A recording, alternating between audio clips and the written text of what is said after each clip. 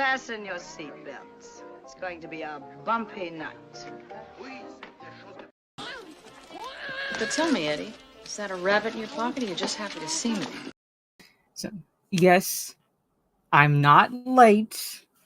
I'm not late. All right. But anyway, so finally back for another solo outing. I'm gonna keep this one relatively short. I got a few articles to cover. Two of which are on Bounding in the Comics, one of which is on ScreenRant, and because the one is on ScreenRant, I'm going to be playing this clip. Ha! Gay! So it's an article that I was tagged in by both Trey and Gravy about how the new Lord of the Rings movies, if like Warner Brothers does a new trilogy, how it could fix some issues with the Peter Jackson ones, pretty much. And what are those issues? Well, they're not legitimate criticisms or anything like that. No, it's because there's not enough whammon, all right? Not enough diversity, pretty much. That's it. So I'm going to be covering that last. But the two on Bounding, one on Netflix is The Witcher, because you have the one of the executive producers claiming Geralt's recasting will follow the books, the original books, saying the hero can be played by a new actor because the franchise, quote, has already reached the level of Batman, Superman, and James Bond. Yes, he seriously said that, right?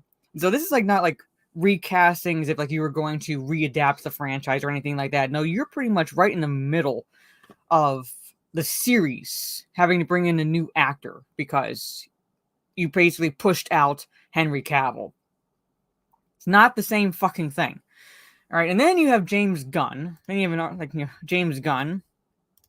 Remember when people thought he was going to save DC, everyone? Remember when thought, like, oh, you're bringing James Gunn on board, and people were all praising the mediocre Suicide Squad film because at least it's not woke. Bullshit, pretty much. Well, James Gunn is promoting Kelly Sue DeConnick's Wonder Woman queer history rewrite, calling it breathtaking and beautiful. Yes, the same man that people claimed was going to save DC. DC now fully and completely and undeniably standing for a dead company. Pretty much. This is why manga is kicking both DC's and Marvel's asses at this point. All right. But there it is. There it is. I'm going to cover the Bounding in the Comics articles first, and then I'm going to go into the ScreenRant one. And then take a little break, and then go live on my Kick, playing some more Mass Effect. So from the top, I see Trey. He's ready for the Cringe. Good to see you. Gravy D, what's up? Yes, this is my Kick. This is where I will be following the stream, shortly following the stream after I take my dog out. Mr. Bentham, what's up? Is actually up. Good to see you. I am fine. I had to do a lot of shopping. This morning, so I was basically breaking my neck to get everything done and back for this. So I had time to eat something and then be ready in front of my computer. Yeah, I need fixing. Yeah, pretty much. Jaluk, good to see you. Tara Crystal, what is up? Good to see you. All right, everybody. So, yes. Also, he didn't hate Henry Cavill. I don't believe a damn thing this man says. But anyway, so we're going to go into... We'll go into the James Gunn article first. So this technically was written a little bit before the Netflix one. So we're going to the James Gunn article first. All right, this is, again, the same man...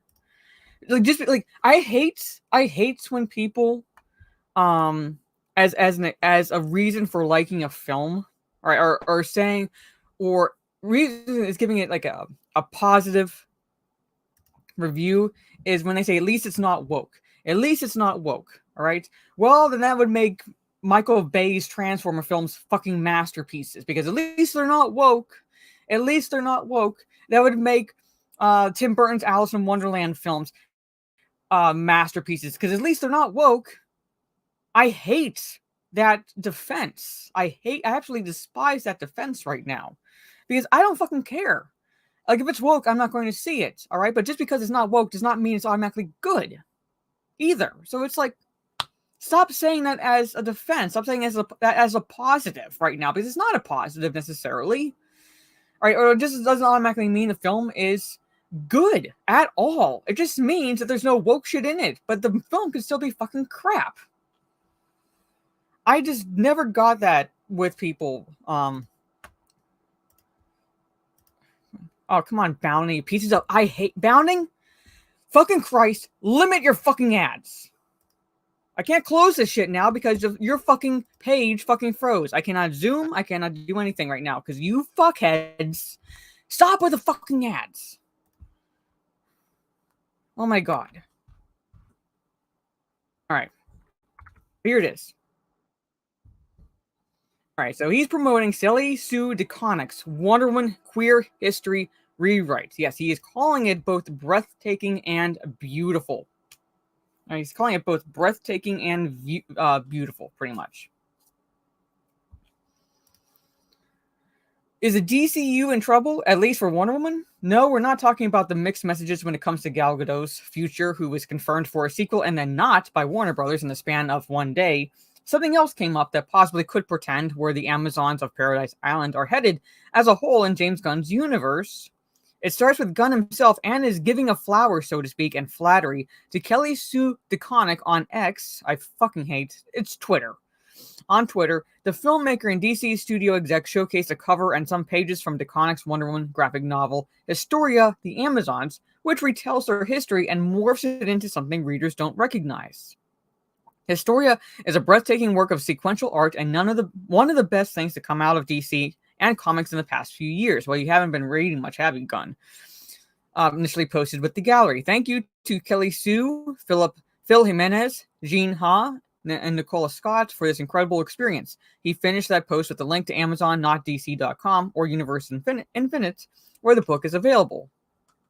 As there's the tweets. All right.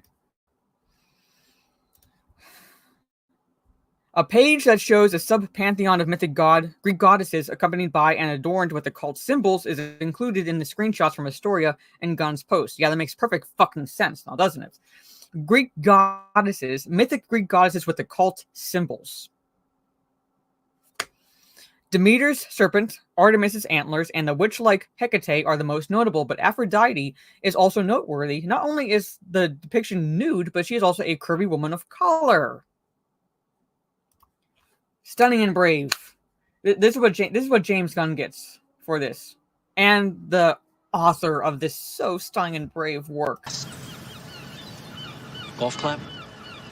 Golf clap.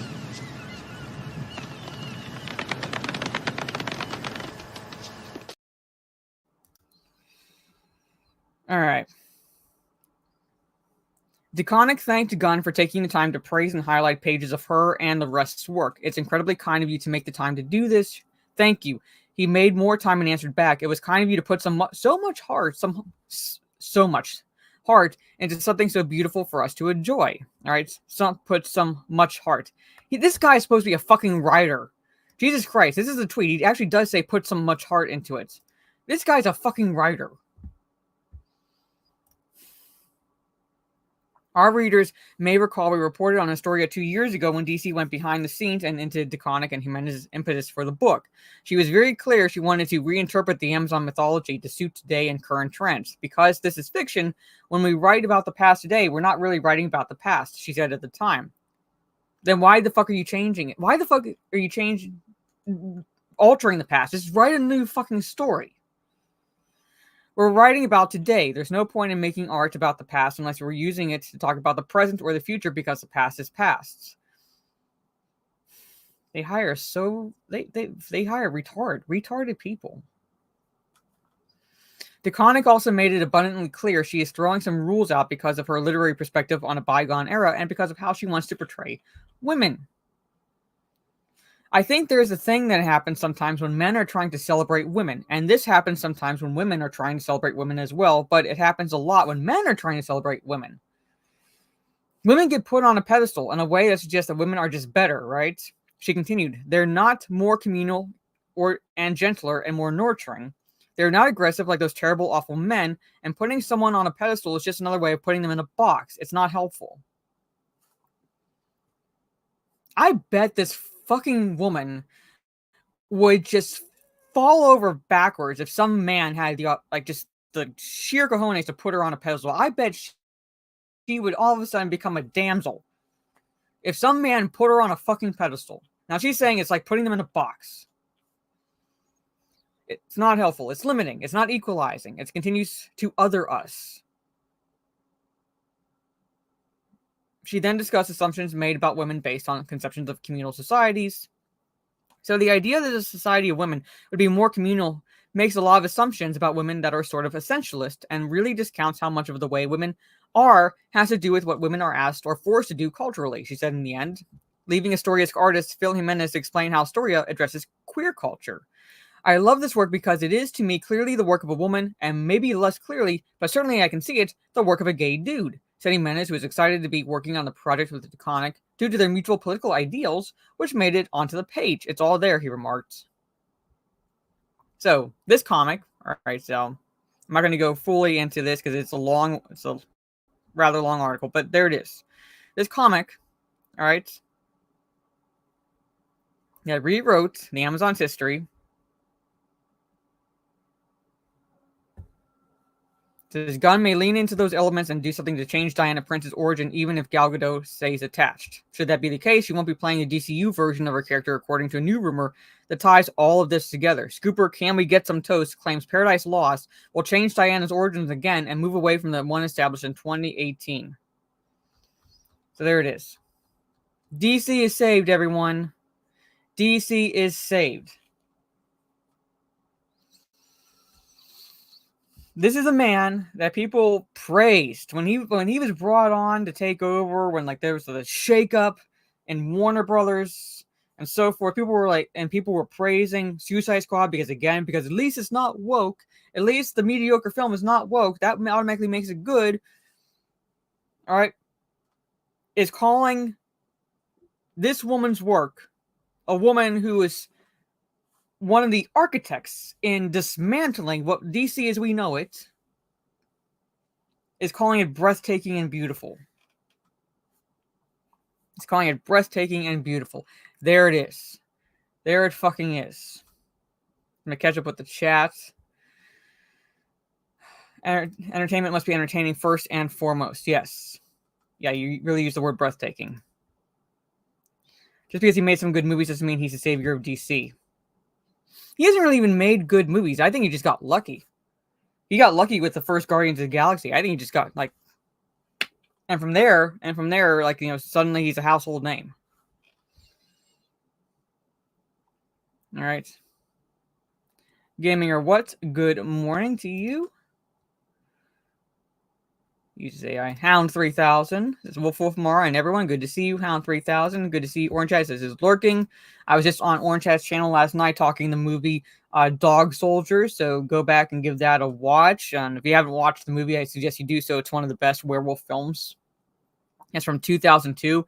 Ironically, a sci-fi channel movie, but still pretty damn good. And I think could have had a decent sequel. And even though I believe films like this could be standalones, I like the film so much. So like if they had done a sequel, I probably would have given it a chance. So, but no sequel came.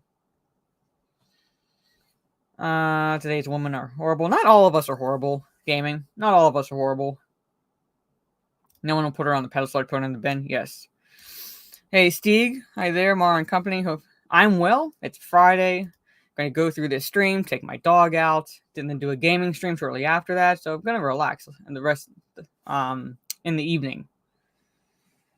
So he's practically wearing a burqa. Yes.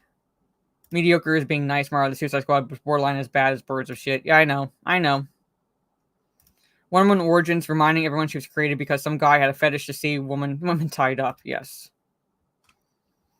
Hey, Jacob. Good to see you. Yeah, so there it is. There it is. DC is saved, everyone. DC is saved. But let's go into Netflix's The Witcher. Come on, Bounding, you fucking pieces of shit. I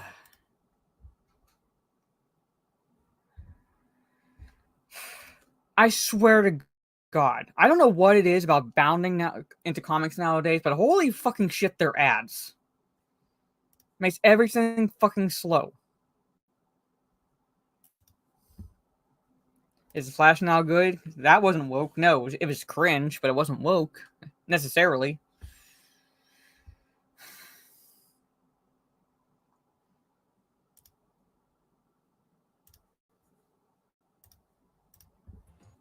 See all these fucking ads I gotta deal with? Hey, Sultan. I watched the first 2 seasons of The Witcher, and I have not bothered watching the recent season of The Witcher. Not bothered at all. And I'm finding out that I didn't miss much of anything. I didn't miss much of anything at all. Yeah, and they're salty. They're salty because Trey had the audacity to say that Ava Green should have been cast as Yennefer.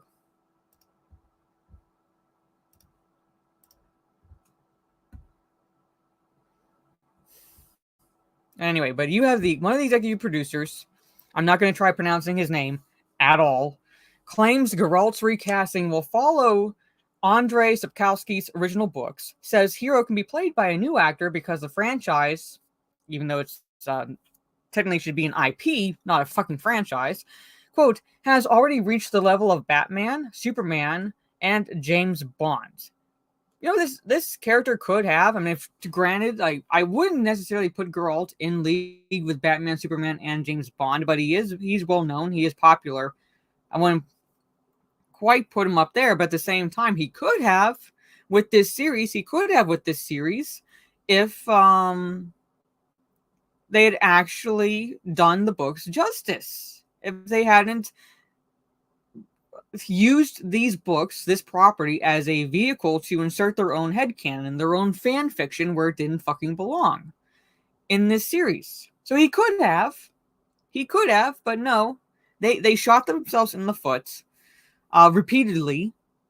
All right, and now because they pushed Henry Cavill out as a result. Say what you will about the actor, they pushed him out as a result. Now they're bringing in, I believe, Liam Hemsworth to take over in the role of Geralt, pretty much right in the middle of the series, just about, and making this claim. So here it is. Absolutely nowhere. Go away.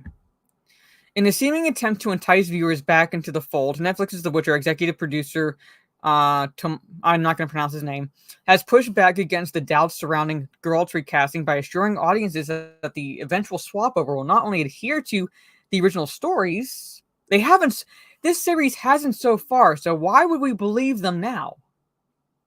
But also follows the typical practices Hollywood is engaged in regarding live-action depictions of a large pop culture icons. This season literally aged up a character. In the books, the character is a child, but they aged him up just to give Jaskier, who is straight as an arrow in the books. All right, he likes women, but they aged up a child character to insert a bisexual romance between Jaskier and what should be a child. And you're telling me, fucking hell, these ads, you're telling me he's claiming that they'll not only adhere to the original stories, but bull fucking shit. You haven't at all so far. It's like the Rings of Power bullshit. It's like, I like they'll be closer to canon. You haven't so far. Why would we believe you? But also follows the typical practices Hollywood has engaged in regarding live-action depictions of larger pop culture icons. All right, he offered his takes on Henry Cavill's replacement by Liam Hemsworth during a recent interview with Polish-language news site, I'm not going to pronounce that word, per a translation of the paywalled article provided by fantasy-centric news outlets. Redonian Intelligence asked for his thoughts on the theory raised by many viewers, including YouTuber The Sporking News Podcast, during a December 2022 appearance on Bounty and the Comics Weekly livestream, that the series would fall back on the concept of the multiverse to explain away the upcoming actor swap. Would the EP denied that this would be the case?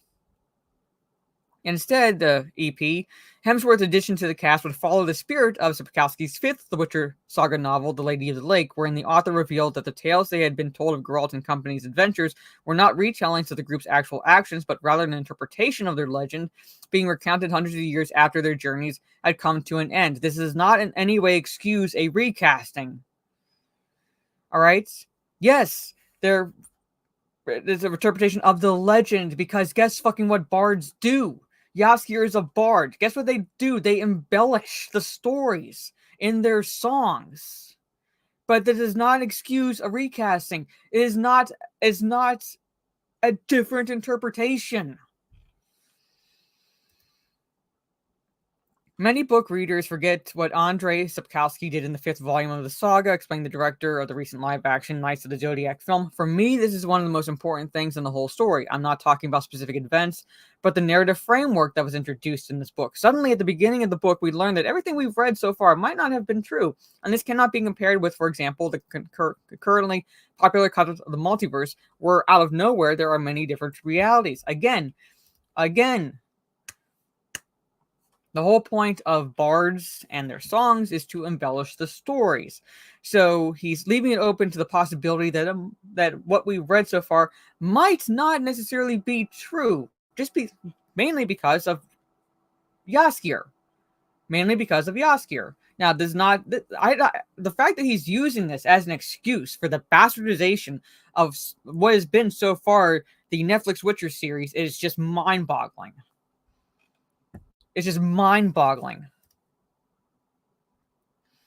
There is only one reality in Sapkowski's work, but because it is a story from the past, what we know has been filtered by various authors, historians, writers, etc., he continued. Maybe it is Yaski's version or someone else's. Maybe Ciri had a different eye color, was a different character, and these events look different from the point of view of the elves. Recalling the controversy sparked by the Lady of the Lakes revelation, he asserted, "I'll say this. I remember the discussions even during the release of the books. 20 years ago, when the 5th book was released, people were very frustrated. Everything was turned upside down, and suddenly it turned out to be some postmodern play with form. It was supposed to be fantasy, but it turned into philosophical discourse on the nature of reality. In this context, the world built by Andrei Sapkowski seems to me one of the most flexible in all of fantasy, which again does not give him an excuse to do what they are doing."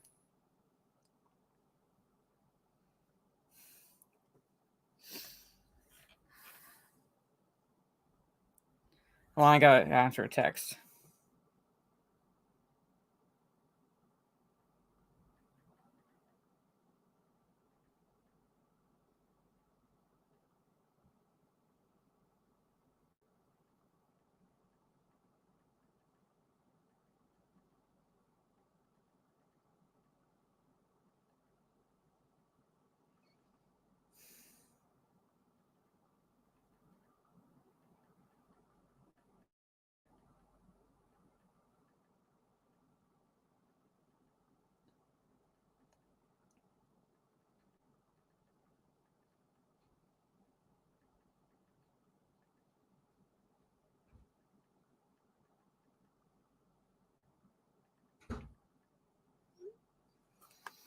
All right.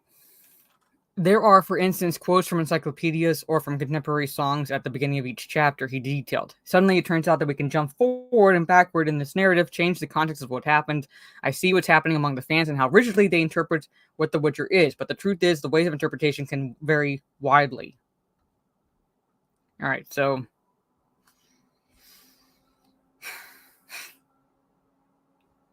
I'm not going to go into any further, but there it is. There it is.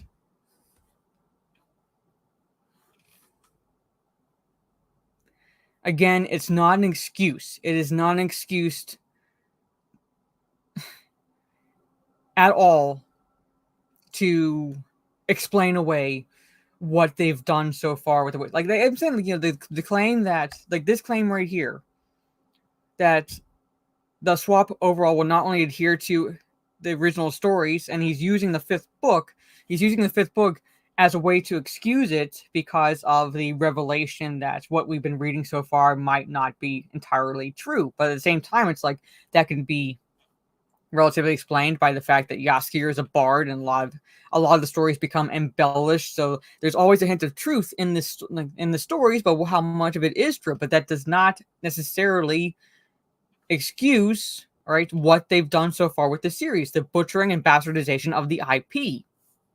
They haven't adhered at all to his original stories so far, and you're going to make claim that because some 5th book in the series, all right, has the notion of like what we've read so far might not entirely be true as a way to excuse what you've done so far is utter bullshit.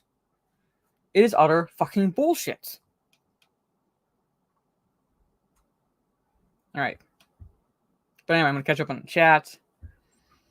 Yeah, welcome to Ad Central. Yeah. I also haven't watched Witcher Season 3 too, especially Cavill had already left. Yeah. Netflix ruined the brand. Witcher writers, we hate The Witcher. Wait, what? Yes.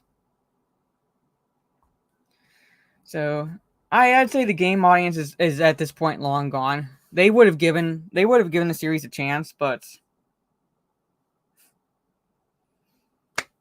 this is what we've gotten so far. One of the writers said the other writers don't respect the source material. I can expect season 4 will turn to shit. Yeah. Yeah, like when you have like news coming out that the claim that not all the writers respect the source material, and we're seeing that, especially in seasons 2 and 3. Yeah, no. I'm not gonna believe a damn thing anyone tied with this to this show says. Yeah, I heard he's barely in the last episode. Yeah. It's called The Witcher, but we barely see him. Hey, Shaka Zulu, good to see you. Hello, Lindsay, good to see you. Hope everything is well. Hope everything is well with the chat. And thank you for hanging out with me. It's Friday afternoon. Yeah, The Witcher 3. It is worth a play. It is worth playing. So yeah. It's... How do I put this way? Like, it's separate from the books, essentially. I don't know the details too well. But at the same time, it doesn't butcher Geralt's character or anything like that. But it's worth a playthrough. It's very open world. All right, so if you ever start playing it, I would suggest doing as many side missions as possible. Like they're like basically these notice boards in different villages that you can get hired, basically do tasks for, and that helps you build up your experience for like when you have to fight certain monsters at parts, pretty much. Like, it's very much open world, so it's time consuming in that regard, but at the same time the story is good. So I'm just tired of the so-called creatives wanting to change things to appeal to modern audience. Yeah, pretty much. We're too stupid to grasp the story it's adapted from. It's gonna get canceled anyway. So he lost a 1v1 sword fight. Wow, way to ruin the character. Like, I'm not expecting him to necessarily win all the time, but at the same time, he is very good. His character is supposed to be extremely good with sword fighting. So I expect maybe a stalemate, but to lose? Nope. Like I said, at most, I would accept a stalemate. All right, like he is dueling someone that's just as good as he is, but he's the greatest sword fighter in the Witcher world, and he loses. Nope. See, they could have, like, the games weren't exactly entirely a stretch away from the books, so they could have done it a little bit, but we'll never get that. We'll never get that because we see what Netflix is doing with the series, and I don't trust anyone else. So it's like, just let it die. Let it die. Let people just continue playing the games and reading the books. But anyway, there it is.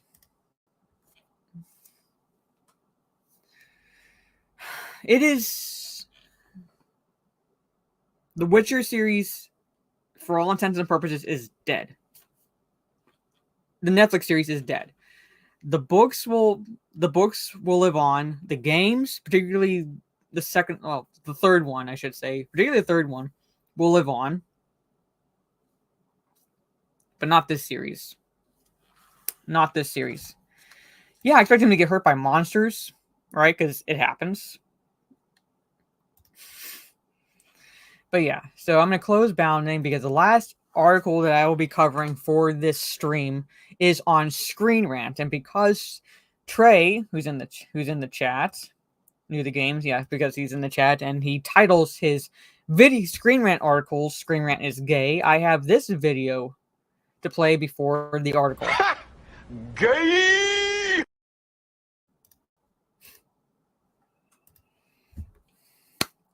Alright.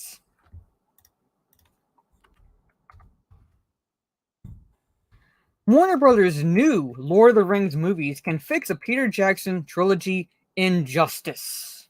Yes, there has been an injustice in the Peter Jackson movies, ladies and gentlemen. There has been such a horrendous miscarriage of justice that it needs fixing. And what is this injustice? What is this injustice? Well, chats. Did not adequately represent female characters, lacking diversity, and sidelining important women in the story. That's the travesty of justice in the Lord of the Rings films. Did not adequately represent female characters, lacked diversity, and sidelined important women in the story. So now, according to ScreenRant, the upcoming Lord of the Rings remakes, which will crash and burn, have the opportunity to improve diversity and provide more accurate narratives that address criticisms from the original films. That's an injustice. And that is not... And I love how these assholes on Twitter, whenever I point this shit out, they're like, well, you had no problem with this. And they show the Eowyn scene where she's killing the Witch King.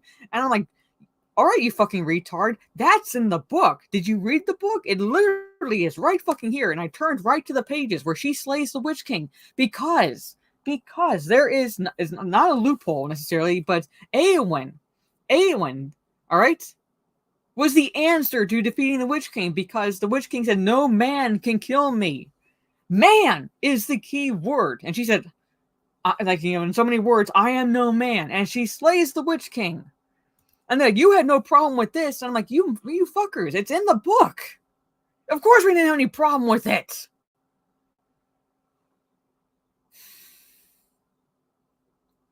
This shit just makes my blood boil. This shit just makes my blood boil. They obviously didn't read that fucking far. But here it is. Although many people consider Peter Jackson's The Lord of the Rings trilogy to be perfect, you know what, Chad? There is even people that are so purist in nature when it comes to the Lord of the Rings books. Okay, now I'm not saying that to disparage them necessarily, but they are so purist that they even have major criticisms with Peter Jackson's films.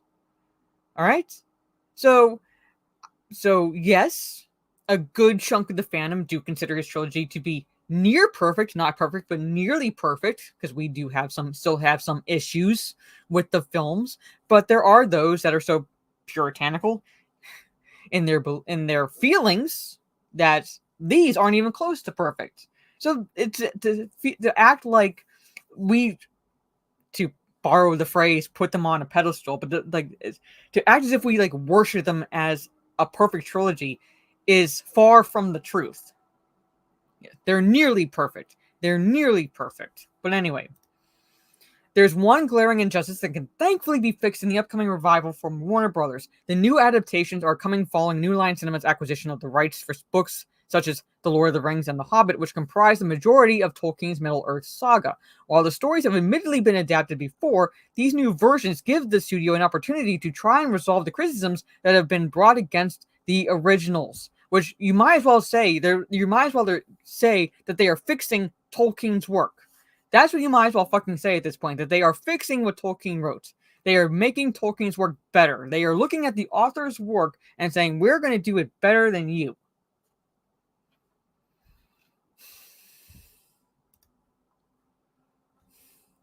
And these criticisms have only surfaced in the past several years. These movies have been out for... The third one came out in 2003, so 20 years. It'll be the 20th anniversary this coming December for The Return of the King. Not a fucking peep about any of this shit until the Twitter crowd, with their Trump derangement syndrome and identity politics and virtue signaling up the fucking wazoo, decided to criticize these films.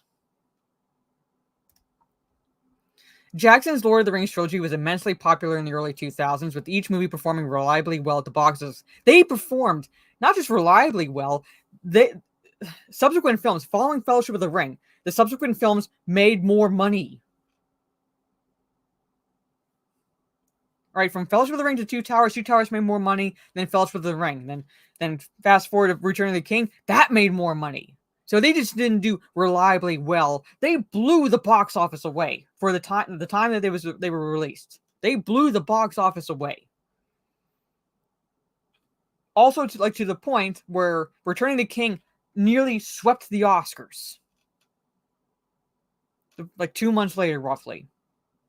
So to say they performed reliably well is a masterpiece of understatement. And Return of the King specifically going on to win the Best Picture award at the Academy Awards. The trilogy was a cultural phenomenon experienced worldwide, but there are still some issues with the films that need to be addressed. They need to be fucking better. These new remakes have the opportunity to provide fans, that should be in quote, fans, with more accurate stories and even narratives that were cut from the Lord of the Rings movies. All right. Again, you can't, depending on what's stipulated in the contract, you cannot adapt the films page per page, pretty much, because that would be plagiarism. It literally would be plagiarism at that point. All right. So that's why studios do not adapt it word for word, page for page, or anything like that, because of what contracts stipulate. All right. So still some things would be left out. All right. Still some things would be left out. All right. So you're not going to have it. You're not going to have it like verbatim on the screen. All right, Lord of the Rings movies didn't do enough for female characters. I stopped at this paragraph because this paragraph literally nukes its own fucking argument at the end, and you'll see. One of the biggest criticisms that have been brought against Jackson's Lord of the Rings movies is their mistreatment of female characters, with the majority of the cast being comprised of men. Well, guess fucking what the story is mostly comprised of, you fucking retards. Mostly men. Mostly male characters.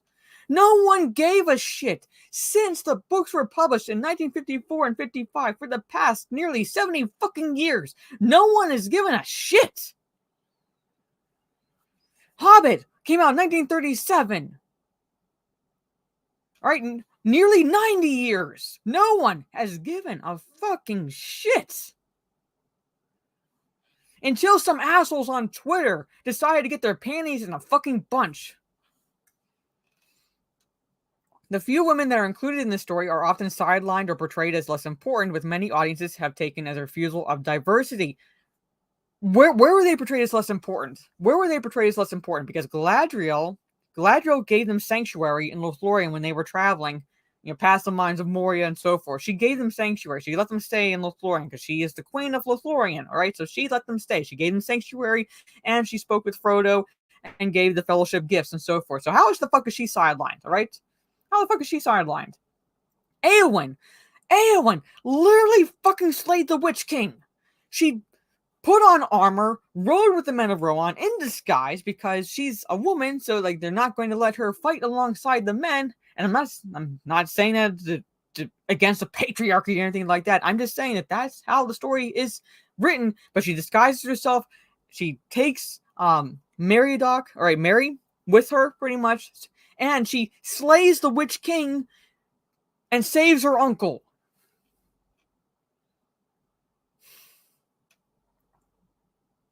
In the movies, Arwen basically saves Frodo from dying. In the books, she's not there.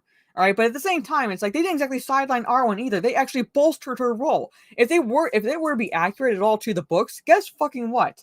Arwen would be shown in the first book of the Fellowship of the Ring. So each book in the trilogy is technically 2 books. All right, so there's 2 books for Fellowship, 2 books for Two Towers, and 2 books for Return of the King. Okay. Arwen would have been in the first book of the Fellowship of the Ring and not shown until the last book of Return of the King. All right, she is not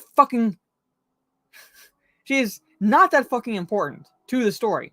So if they were to be accurate at all to the books, we'd barely see Arwen. But they bolster her role in the movies. And they're saying, quote, that these female characters were sidelined, when in fact Arwen's role was greatly increased.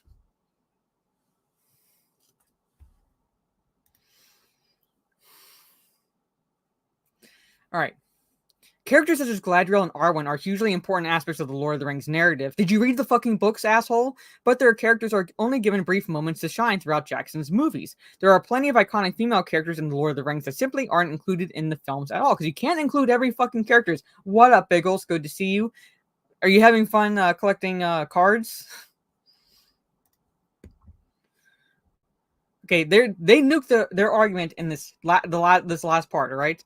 While this is obviously a problem that deserves to be addressed, it's an issue that actually started in Tolkien's novels, not just the movies. The Fellowship has always been comprised of exclusively male characters, with the story's other big names, Elrond, Saruman, also being men. Again, no one fucking cared.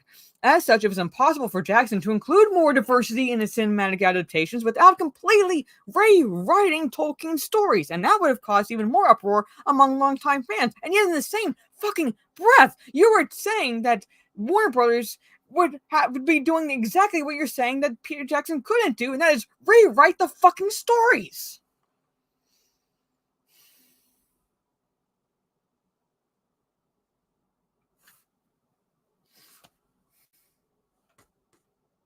Literally say, and I read that last sentence again. As such, it was impossible for Jackson to include more diversity in his cinematic adaptations without completely rewriting Tolkien's stories, and that would have caused even more uproar among longtime fans. But speaking out the other side of his fucking mouth, he's saying that he's wanting Warner Brothers to do exactly that.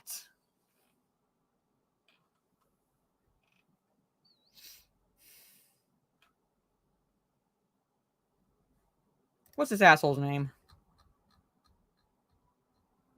Jack Walters. Knows jack shit. Moving on. New Lord of the Rings movies must improve diversity. Thankfully, these new adaptations are the perfect opportunity for Lord of the Rings to finally achieve the right level of diversity, because God fucking forbid they at all adhere to the actual stories. No, God fucking forbid. They need to be more diverse, because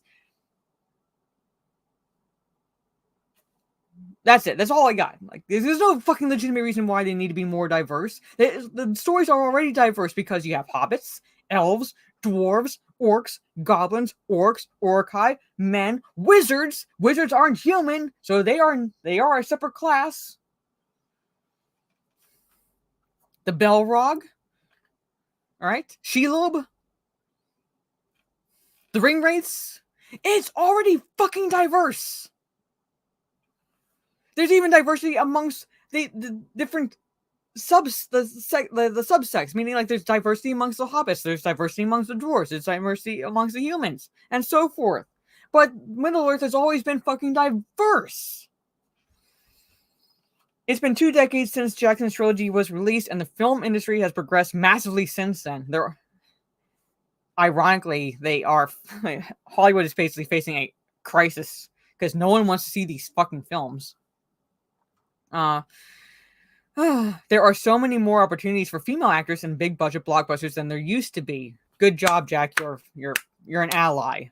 The fantasy genre itself has also changed a lot, with many authors normalizing the idea of powerful female protagonists that can be just as strong and powerful as the men that most audiences are used to. Tell me you haven't read much of anything without telling me you haven't read much of anything.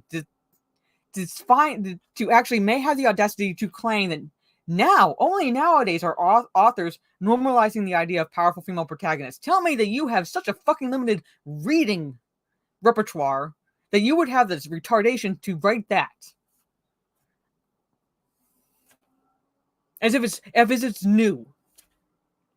As if it's never been normal at all before. Because of that, now seems like the perfect time for a more diverse take on such an iconic story. Many fans have also taken to fan casting Lord of the Rings with entirely female casts. Again, fan, which proves that just how ready and anxious people are to see themselves reflected in the world of Middle-earth. If you are that fucking superficial, then you are not a Tolkien fan. If you cannot read these books without seeing yourself, specifically your skin color, sex, sexuality reflected in Tolkien's world, you were never a fucking fan to begin with. And for those audiences that value the integrity of Tolkien's work over a more progressive cast, fuck you, yes I do. Jackson's trilogy isn't going anywhere. I will still say fuck you to you, Jack Walters, to you, ScreenRant, to you, Warner Bros. If you would all listen to this shit. Warner Bros. You're already on my fucking shit list with what you're pulling with DC. All right, and you do this shit. All right, you deserve to crash and fucking burn. All right, the Rings of Power already proved Middle Earth can be diverse. Here's the Rings of Power shilling, everyone. Here's the Rings of Power shilling.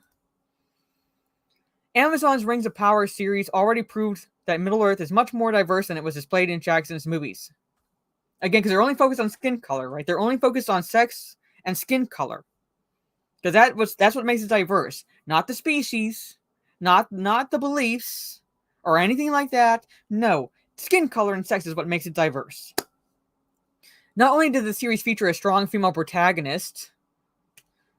Oh, you mean the Gladriel in name only? All right, who basically takes who's given the title Commander of the Northern Armies, which was a title that Elrond had, not Galadriel, that reduced her to needing to use a sword when in fact that she was one of the most powerful beings on Middle Earth, even at that point, because she is literally as older essentially than Middle Earth. She is like one of the first elves actually born. Like she was like before First Age, like way at the start of the First Age, pretty much. All right, she is older than that. You're telling me that she would have to use a sword at that point in her story?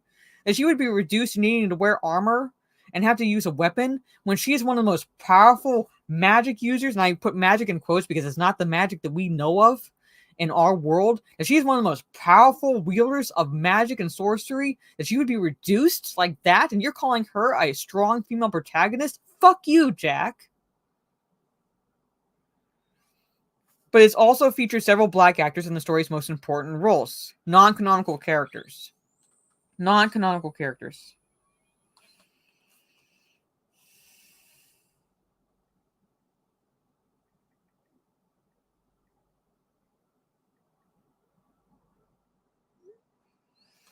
All right. Characters such as Arondir, non-canonical, Disa, non-canonical, and Sadok, non-canonical, were all played by Black and Latino actors, proving that diversity in Lord of the Rings isn't just possible, but surprisingly easy. When you race swap shit, it is surprisingly easy. There's no reason that Warner Bros. Upcoming remakes can't do the same thing. I'm not going to go into this because I have my thoughts on Tariel and so forth, but this fucking shit is just driving me fucking nuts. It's the same shit. Tariel, I have my issues with Tariel. It's a female character because she is non-canonical. She was put into the book. She was put into the movies, all right? Essentially because it was too male-heavy in casting, even though it's you're adapting The Hobbit, and there's only really one female character mentioned by name in The Hobbit, and that's Belladonna Took, Bilbo's mother, all right? There's only one female mentioned by name, so they had to add a female. They had to basically add a token female character in the movies, all right, because to fucking balance the male casting, all right. So she's a non-canonical character, and it was pointless for her to be there. It literally is pointless for her to be there. Why? Because you also included Legolas, because Thranduil, Legolas's father, is also in The Hobbit, not by name, but he's also in The Hobbit. All right, so to include Thranduil, you include Legolas, which makes more sense than Tariel. All right, so they could have removed Tariel, given what she did to Legolas, and would have changed nothing about the fucking movie. She had that little importance to the actual story. And no fault of Evangeline Lilly, but then the studio reneged on her contract a bit, all right, because she stipulated in her contract, her initial contract, that there would be her character wouldn't be reduced to like any type of romantic interest or anything like that, all right. And what did the studio do? Had her fall in love with a fucking dwarf, which would not have happened at all. Not have happened at all. But they reduced her character to that. So no fault of Evangeline Lilly, but there was no point of her character even fucking being there.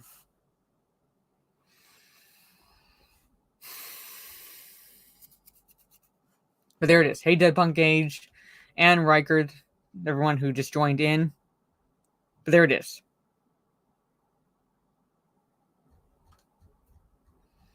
That's it. So that's how Warner Brothers new Lord of the Rings movies can fix the Peter Jackson trilogy. There it is. Let me get this shit off my screen.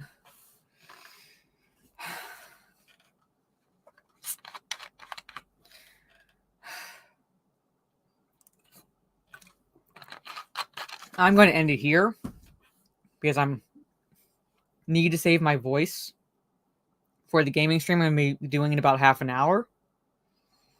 All right, and I'm going to use this rage to shoot a bunch of shit in Mass Effect. I haven't heard anything definite about them remaking the Lord of the Rings movies, but the fact that like the rights were reacquired, I would not put it past them. I would not put it past them. Oh, my voice hurts. That's why I'm stopping right now. That's why I didn't finish the article. That's why I'm stopping. To save my voice. But that fucking pissed me off. All right. But anyway. So, thank you all for hanging out with me. Yeah, you got me to rage, Trey. You got me to fucking rage. But anyway, so yeah, thank you all for hanging out with me this Friday afternoon. In 30 minutes, I will be live on my Kick playing some Mass Effect, so come hang out there. I'll try to do an afternoon gaming stream tomorrow. If not, then you definitely catch myself and my nerdy home for Talk Nerdy to Us in the evening around 9 p.m. Eastern on my YouTube channel this weekend. So take care, everyone. Hope to see you all in about 30 minutes. Have a good rest of your day or evening, depending on where you are in the world. And yes, that was some old school rage on my parts. And I will see you all next week. Take care. And always remember, ScreenRant is fucking gay. Peace.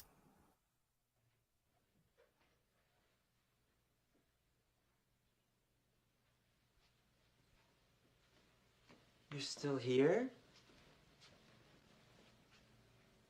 It's over. Go home.